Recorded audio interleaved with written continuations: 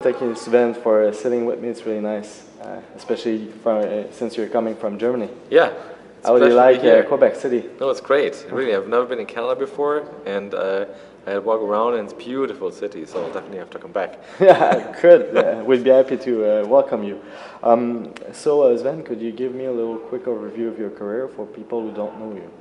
Sure. So currently I'm working as visual effects supervisor at Pixomondo. Pixomondo is a company German-based originally, but already spread around the world. So we have offices in LA and Beijing, so 24/7 pipeline kind of. I studied in Germany at the Film Academy, and it was quite one of the first film schools where where people could learn animation, CG and digital animation.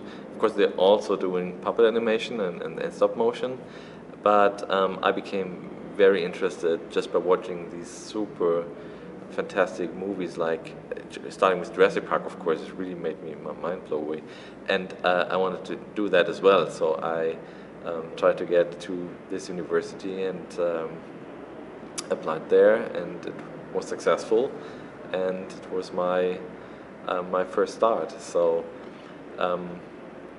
but what I liked very much about that school, for example, is that we really could, we had to learn all the different aspects of movie making. It was not just about CG digital animation. We had to do script writing, directing, all this kind of very, very important, camera, for example, very important aspects of movie making. And it's still very helpful because I know the language of these guys now. So being on set, for example, it's very important when you speak to a DP to use his language as well, and not being just the CG guy, not knowing what's going on in the real world, what lots of filmmakers still think. And I could never really decide what I like most. So I did a lot of compositing early on, and I like that a lot because it's where everything comes together and you can really define the final image. But also I was always very into animation, especially creature animation, so to make it look real, bringing creatures to life, but not in a cartoony way. Maybe it's because of that combination with compositing to really make animation and merge it with a real plate and make it as this creature was there during the shooting. That was always my biggest interest. So basically, how did you evolve from a 3D artist to a visual effects supervisor position? Maybe that's so. During school, I always was working as compositor and 3D artist for different companies as a freelancer. Because, as I said, I could never really decide what is my bigger love, and maybe that's brought me into the supervision, because you have to know both sides very well. So you start with all the 3D stuff, and then you just have to bring it to the compositors and to make the final image. And what I like very much about my job right now is that you have access to these both worlds, plus being on set and being very creative, thinking or defining the visual effects itself. So when there's just a task, when you read a script and you know, oh, how should we do that? It's great coming up with ideas and making the illusion possible at the end. Yeah. And all these aspects are what is so great about my current job. And with this background, I became a supervisor at the first company, Electrofilm, where I had the chance to work with, it was for a movie called Fateless, and it was a team. I was the youngest of all the team members. I felt really like a schoolboy, what I basically was. And all the other ones have been in the movie industry for such a long time. The director was a former DP. It was his first movie to direct. For example, the sound guys, he was working on Indiana Jones before.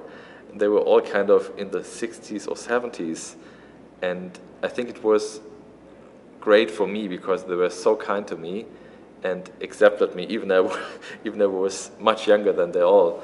And I liked it a lot working with these professionals, and I learned a lot of them, being on set with them.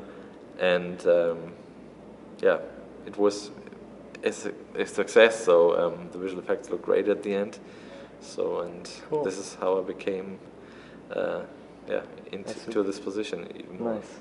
And I know, well, your job is like it's kind of separated in two worlds, which is being on set and then in the post-production process with the team at your facility. What are your duties on set? Duties on set is, it not always happens, so it really depends on the project. And the great thing is about even before you get on set shooting the stuff is all these pre-planning. So when you come together with the directors, with the DP, with the producers, and just pre-plan the shoot, you think of how you're going to shoot that. And pre-planning is really so important in visual effects. It's if you want to save money and time at the end, you have to be prepared, and you have to think upfront about what you're going to do. And this is actually the most creative part of all, because everything is possible, and you have to just to find the right way to do it. So there's always different ways of how to achieve a specific effect, and it's my decision to find the best way. And on set itself, basically you just have to look for that the shoot will happen as you pre-planned it with the other department heads.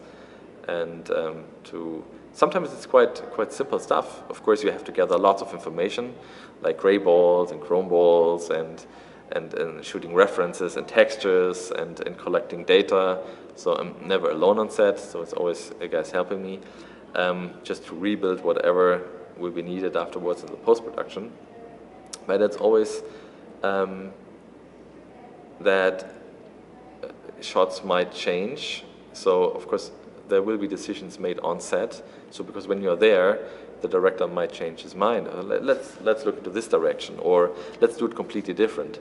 And then you have to advise and to make sure that it will be still in the budget, and you have just to make sure that everything is best prepared to make it very easy afterwards in the post-production. So nice. That a green screen is available, or that it's properly lit, and there are no lamps or C-stands within the frame which have to get painted out. Especially on set, there's always kind of a lot of pressure. There's a lot of time pressure, and everyone's running around. And if you are not there, there will stuff happen which costs a lot of money afterwards if you don't look for it. Yeah. So everything has been captured on set, and now it's time for post-production. What are your daily duties now? Yeah, first of all, of course, is to bring the best team together. So I'm looking for the right artists for the job. It's always about the artists. So every show is it's very different. So sometimes you need people who are very good at creature animation, or you need people who are very good at creating environments. So, and of course you always have to choose the right people. That's basically the trick. If you, setting up the team is half the rent. And of course, then they will get the shots. We'll talk up front what it's all about. And on a daily basis, we're doing dailies. So they show me their work, what they did, and we'll have my notes. And if it's good, we'll send it out to the director, and we'll get notes back. And we try to accomplish all these notes you might have had. I know that in your filmography you've been working on Iron Man 2, you've been working on Star Trek Into Darkness, and other big post-production projects like those. Compared to your current experience on Game of Thrones, working on a TV show compared to a movie, is there really a big difference? Speaking of Game of Thrones, no. No? Because Game of Thrones is like a feature film. It's just 10 feature films in a row. So the production standard is super high. They're going out on set and shooting it all for real. They're going really on location. They're shooting in Iceland, in Ireland, in Croatia, and this kind of realism and the effort they just put into the live action shoot is completely the same as with the feature film, and we try to do the same with the visual effects. So that's why for us it's no difference. You've been working in the industry for what, 15 years now? Yeah, it might be. About 15 years. How do you remain positive? How do you remain creative and maintain the same energy than a few years ago? I think the good thing is that with every project there's kind of a new challenge. It's never the same, and this keeps you kind of fresh, and especially when teams are changing and new people are coming in, new creative ideas coming in, and this keeps everything very much alive. So I'm learning every day, just talking to the artists, sitting with them, and this influences my work a lot. So it's always a group effort, and that's for me personally the most fun.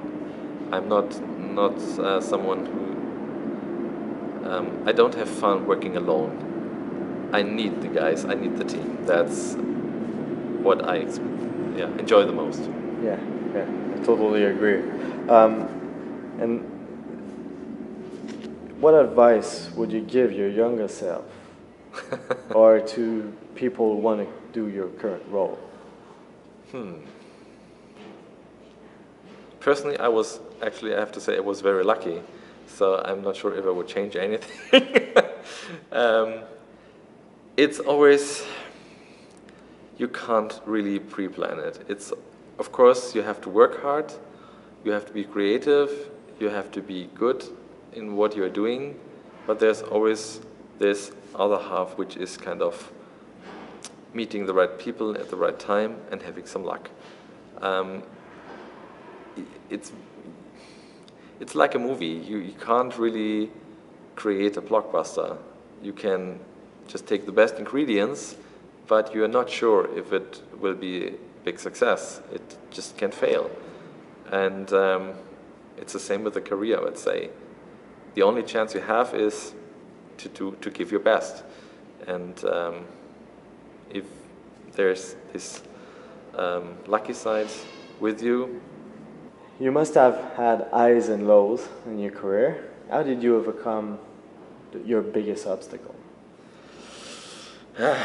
Yeah, of course, I'm one of these persons who's never completely happy with the work. Whenever I just finished something, I could have done it better.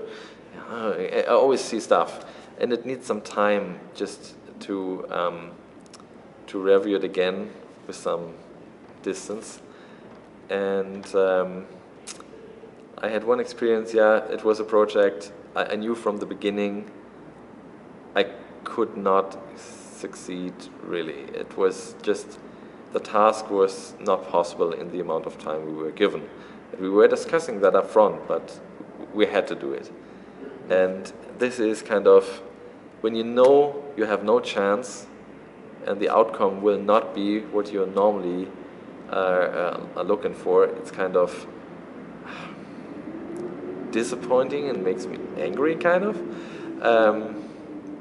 So it takes a while to just, of course you can't forget it, but it reminds me always that this first feeling and pre-planning is what I have to believe in. Not everything is possible, so maybe I shouldn't have taken that job. that's kind of a learning from the low side. And what's your greatest victory? Yeah, victory, maybe, I don't know if it's a victory. Personal experience is, and this is why I'm very thankful, is having met great directors and great people, because I was so lucky to work with J.J. Abrams and lately with Steven Spielberg. I never would have imagined this, being on set with, yeah, the guy who brought me into the business, basically. It was just a phenomenal experience, and I enjoyed it a lot, and I'm still very thankful for this experience. Cool. Going for full circle. Yeah, kind of. That's nice. Yeah. And what's next for you? Let's see. So right now we just started with a new season of Game of Thrones. Nice. And yeah. I'm guessing there's going to be dragons. Pretty sure. Cool. Well, thank you so much for sitting with me. It was really nice to talk with you, mate. Pleasure meeting you.